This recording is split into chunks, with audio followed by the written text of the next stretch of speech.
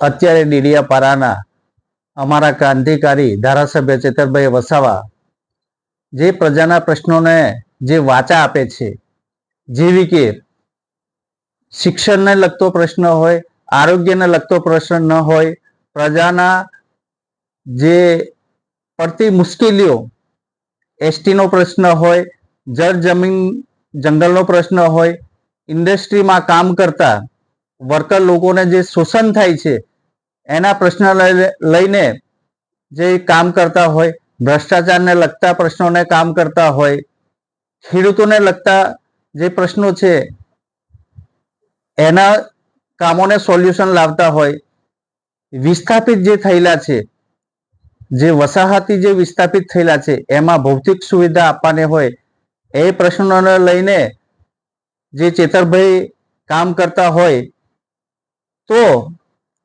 શું ચેતરભાઈ ગુનો કર્યો છે? તમામ પ્રજા ગાંધીનગર ના જાય કે દિલ્હી ના જાય, એટલે એક પ્રતિનિધિને ચૂંટીને ગાંધીનગર અને દિલ્હીમાં મોકલે છે કે જે પ્રજાના પ્રશ્નોને વાચા આપે છે, નહીં કે ત્યાં આંગળી ઊંચી કરવા કે નહીં હાજી કરવા માટે. ચેતરભાઈ જે અત્યારે પ્રજાના પ્રશ્નો જે ગાંધીનગરમાં ઉઠાવ્યા છે તે શું ગુનો કર્યો છે?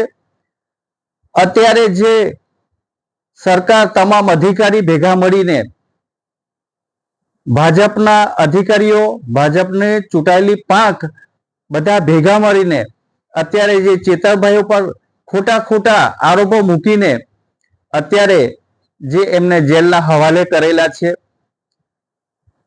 હજુ પણ અમારા ચેતરભાઈ જેવા અનેક ચેતરભાઈઓ જે છે, સ્પ્રિંગને જેમ તમે દબાવશો એટલી ઉછળશે.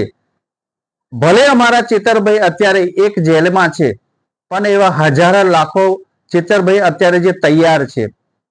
એટલે હજુ સરકાર કિન્નાખોરી રાખવાનું બંધ કરે અને અમારા ચેતરભાઈ જેવા ક્રાંતિકારી યોદ્ધાઓને જે હેરાન પરેશાન કરે છે એ વ્યાજબી નથી. હજુ પણ અમારી પાસે સમય છે. ભલે અમારે ચેતરભાઈ અત્યારે એમને સજા ફટકારવામાં 7 વર્ષની સજા જે ફટકારવામાં આવેલી છે, પણ હજુ અમારા માટે સુપ્રીમ કોર્ટ સુધી જવાનો રસ્તો અમારા માટે છે અને અમે ચેતરભાઈ જોડે ખભા મિલાવીને કામ કરીશું. જય ભારત, જય હિન્દ.